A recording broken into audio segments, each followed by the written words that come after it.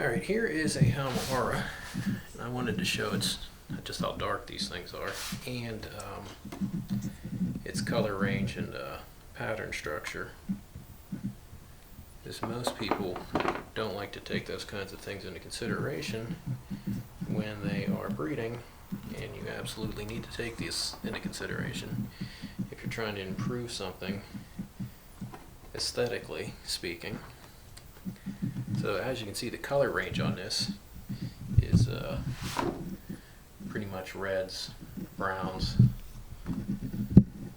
This one's actually kind of friendly. Most of these guys are just totally awful.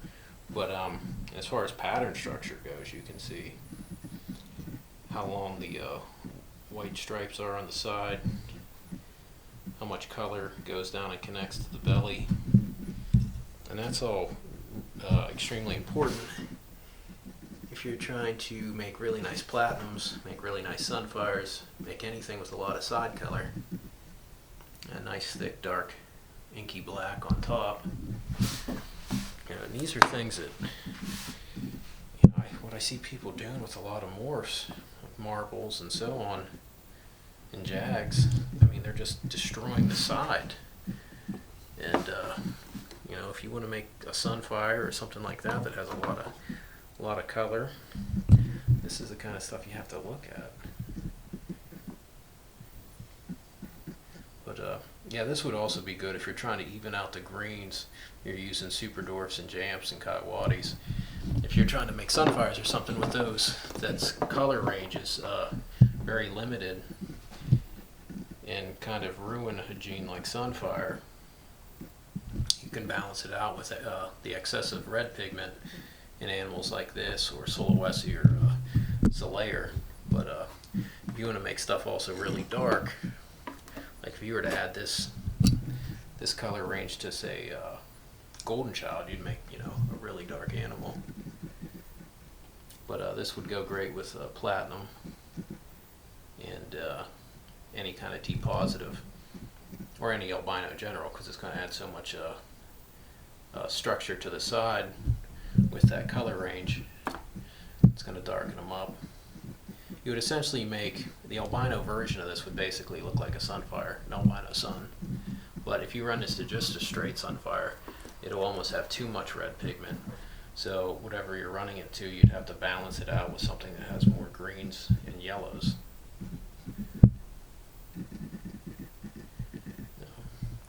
And this is the only captive halmaheras in the country. They were only bred in captivity, I think, one other time in Germany. And as far as I know, the only wild-caught halmaheras in the country is the 2.1 that I own. Unfortunately, I do not know of any other ones left. There was one male that I lost track of years ago that I'd sold. I don't know if it's alive or what. I've been, I kept pretty good track of all the wild caught stuff I was selling. But yeah, he's actually pretty friendly, unlike pretty much everything else in that clutch.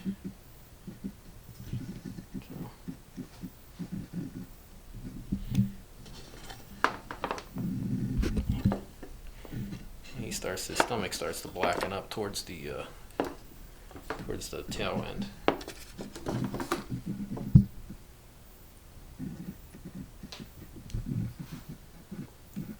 The wild-caught male I used is really dark, and then the female, she looks almost black, but she's not. Like if you get up close, you can see there's some shades of not quite black to her, but yeah, she's a really dark animal.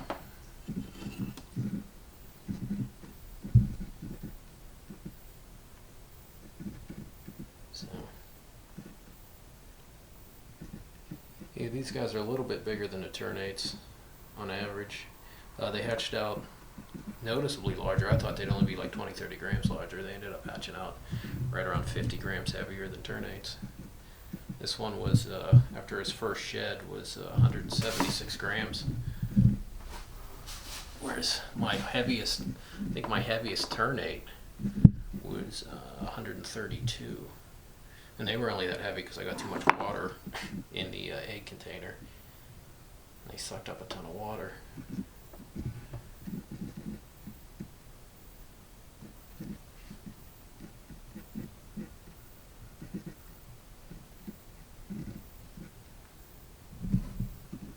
Yeah, these are definitely a neat locality. I just wish there was, I have 11 wild-caught ternates and I only have 3 of these.